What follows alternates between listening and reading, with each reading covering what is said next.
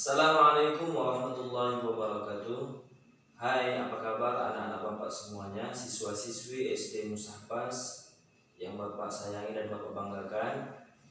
Pada hari ini, pada kesempatan ini, di tahun ajaran baru 2020-2021, ini adalah pelajaran Al-Quran materi pertama di kelas 5. Baik anak-anak Bapak sekalian, langsung saja kita memulai pelajaran kita pada hari ini. Sebelumnya mari sama-sama kita membacakan surah Al-Lumazah.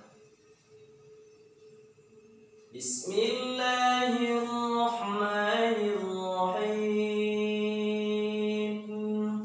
Wailul likulli humazatil lumazah alladzi jama'a malan wa 'addadah yahsabu anna malahu akhladah kalla layunbadanna fil hutamah wa ma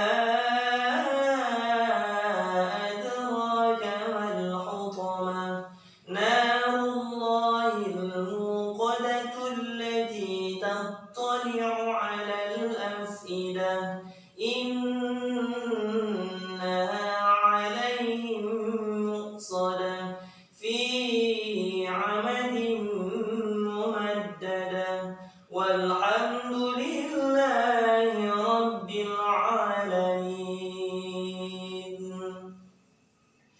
Baik anak-anak Bapak sekalian, langsung saja materi kita pada hari ini adalah mengenal hukum nun mati dan tanwin. Hukum nun mati dan tanwin adalah hukum yang dipakai untuk membaca Al-Quran. Jadi di dalam membaca Al-Quran ada istilahnya, kalau di jalan kita misalnya naik kereta ada rambu-rambu, ya kan?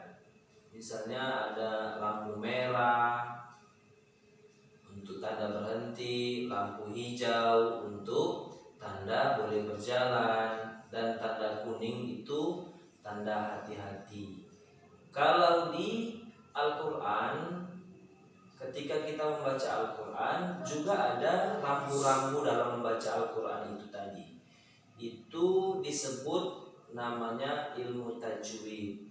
Nah, hukum nun mati dan tanwin ini adalah salah satu ilmu tajwid.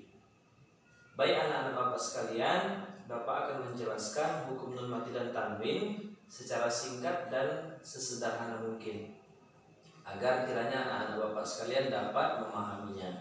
Yang pertama sekali, kita kenali dulu apa-apa saja hukum-hukum di dalam hukum nun mati dan tanwin dan huruf-hurufnya. Baik anak-anak Bapak sekalian, yang pertama adalah hukum nun mati dan tanwin, yaitu izhar. Izhar artinya jelas. Hurufnya ada 6, yaitu A, H, H kecil ya, pedas H, kemudian Kho, kemudian Ain atau A, kemudian Ghin atau Gha, kemudian yang terakhir adalah huruf H, ya, huruf H atau huruf H besar yang keluar dari dada. Bapak ulangi, yang pertama huruf A, H, Kho, A, Gho, dan H. Itu adalah hukum izhar. Bapak ulangi, izhar artinya jelas. Hurufnya ada 6. Yang pertama A, H, Kho, A, Gho, dan H. Kemudian yang kedua ada namanya ikhfa. Ya, hukum nun mati dan tanwin yang kedua adalah ikhfa. Ikhfa ini artinya samar-samar, ya. Maksudnya adalah mensamar-samarkan dan mendengungkan bunyi huruf nun mati dan tanwin apabila dia bertemu dengan huruf ikhfa. Ya, huruf ikhfa ada 15. Perhatikan, dengarkan baik-baik, ikutin anak-anak Bapak semua ya. Kita hitung sama-sama. Huruf ikhfa itu ada 15. Yang pertama ta, sa, ja, da, za, za, sa, sya, sa, da, to, za, fa, ko, ka. Ya, baik, pas 15 ya anak-anak Bapak sekalian. Ini nanti kamu hafal ya. Ini semua nama hukumnya harus dihafal, huruf-hurufnya harus dihafal, karena ketika nanti kita membaca Al-Quran kita harus tahu nun mati dan tanwin itu bertemu dengan huruf apa dia. Kalau kita tahu nun mati atau tanwin itu bertemu dengan huruf apa, maka kita akan dapat menentukan bunyi atau cara membunyikan bacaan Al-Quran yang kita baca. Kemudian yang ketiga ada namanya hukum nun mati dan tanwin yang ketiga, yaitu idgham bi gunnah. Idgham bi gunnah. Ya, idgham bi gunnah ini artinya, idgham itu artinya masuk, bi dengan, gunnah artinya berdengung. Berarti idgham bi gunnah artinya adalah masuk dengan berdengung. Apabila huruf nun mati atau tanwin an, in, un bertemu dengan huruf idgham bi gunnah, maka dibaca dengan suara berdengung. Hurufnya ada berapa? Ada 4. Apa-apa saja huruf idgham bi gunnah? Ya, waw, mim, dan nun. Bapak ulangi. Ya, waw, mim, dan nun. Biasa bisa disingkat menjadi yauman ya, yauman. Kemudian hukum nun mati dan tanwin yang keempat. Hukum nun mati dan tanwin yang keempat adalah idgham bila gunnah. Kalau tadi idgham bi gunnah, sekarang namanya idgham bila gunnah.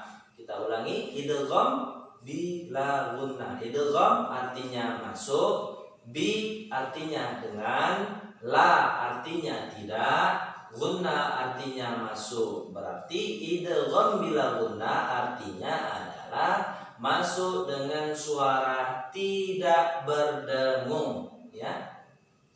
Apabila huruf nun mati atau tanwin an, in, un bertemu dengan huruf idgham bila gunnah, maka dibaca dengan suara tidak berdengung. Arti tidak berdengung ini berarti sama sekali tidak ada huruf yang mengarah atau suara atau bunyi yang mengarah suara berdengung, bahkan tidak menyebutkan huruf nun sekali atau tidak menyebutkan unsur huruf nun itu seperti n. Huruf n-nya dihilangkan karena nun ada unsur n-nya. Tanwin, an, in, un ada unsur n-nya. Itu semua dihilangkan karena dia idgham bila gunnah, masuk dengan suara tidak berdengung. Hurufnya ada berapa? Hurufnya ada 2, yaitu lam dan ro. Apabila huruf nun mati dan tanwin bertemu dengan salah satu huruf idgham bila gunnah, lam atau ro, maka dia dibaca dengan suara tidak berdengung. Kemudian yang terakhir, yang kelima, Yang kelima itu ada namanya hukum nun mati dan tanwin yang namanya iklab. Ya, iklab ini artinya menyembunyikan. Maksud menyembunyikan ini adalah menyembunyikan bunyi nun mati atau tanwin ke dalam huruf iklab. Ya, huruf iklab itu ada satu, ya, cuman satu hurufnya, yaitu huruf ba. Nah, maka apabila nun mati atau tanwin bertemu dengan huruf ba, maka hukumnya menjadi iklab, atau suara atau bunyi nun mati dan tanwinnya itu disembunyikan ke dalam huruf ba. Biasanya kalau di dalam Al-Quran itu selalu ada dikasih tanda, ya, seperti mim kecil, ya. Jadi kalau dia nun mati atau tanwin bertemu dengan ba, maka dia biasanya di Al-Quran dikasih tanda mim kecil, menandakan dia itu adalah iklab.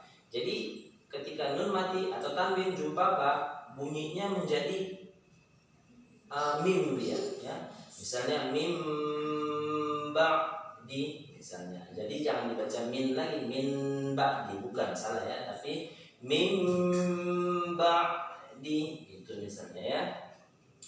Baik anak-anak Bapak sekalian, itu adalah 5 hukum nun mati dan tanwin beserta hurufnya. Sekarang kita bahas yang pertama, yaitu izhar. Izhar tadi artinya jelas. Bapak ulangi, apabila huruf nun mati atau tanwin an, in, un bertemu dengan salah satu huruf izhar, ya, huruf izhar tadi ada 6, yaitu a, ha, kho, a, gho, dan ha, maka bunyinya dibaca jelas, ya. Jadi contohnya misalnya man ana misalnya, man ana itu kan mim baris atas, kemudian ada nun mati man jadinya, kemudian di depan nun ini dia bertemu dengan huruf a, maka dibaca man a, bunyinya langsung jelas, man a, tidak boleh didengungkan. Contoh, man a, tidak boleh, ya, itu sudah salah karena hukumnya adalah izhar, jelas bunyi nunnya itu man, ya. Jadi jangan man a, ya, itu satu contoh, ya. Nah, sekarang tugas anak-anak Bapak adalah membuat contoh izhar, ya.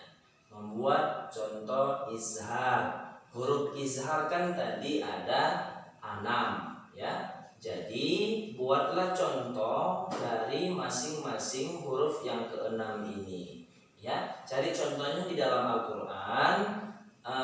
Lihat saja di dalam Al-Quran, kalau dia ada nun mati, kuncinya begini carinya. Kalau ada di dalam Al-Quran itu huruf nun mati dan tanwin, pasti ada hukumnya, ya. Jadi kita lihat nun mati dan tanwinnya bertemu dengan huruf apa, ya. Sekarang tugas kita adalah mencari nun mati atau tanwin yang apabila dia bertemu dengan huruf izhar, huruf yang ke-6 ini tadi, ya. A, ha, kho, a, gho, dan ha. Ini adalah huruf izhar. Maka anak-anak Bapak sekalian, mungkin ini saja yang dapat Bapak sampaikan. Mudah-mudahan bermanfaat dan anak-anak Bapak sekalian dapat memahaminya dan dapat mengerjakan tugasnya di rumah, ya.